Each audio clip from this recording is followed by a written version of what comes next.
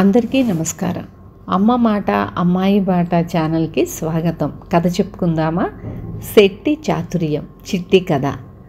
గంగిశెట్టి యుక్తిపరుడు. రోజూ లక్ష్మీ పూజ చేసేవాడు.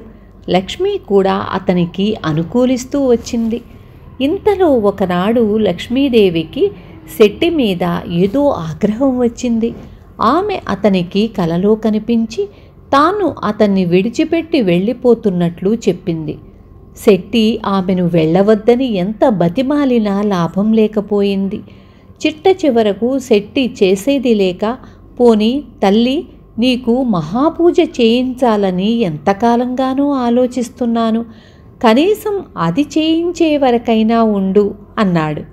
సరే, నీ మహాపూజ అయ్యేదాకా వెళ్ళను అని లక్ష్మీదేవి మాట ఇచ్చింది, మహాపూజ కోసం ఉవ్విళ్ళూరుతూ. అయితే శెట్టి మర్నాటి నుంచి మామూలు పూజ కూడా మానేశాడు. రోజులు వారాలు గడుస్తున్నాయి. లక్ష్మీదేవికి కోపం వచ్చింది.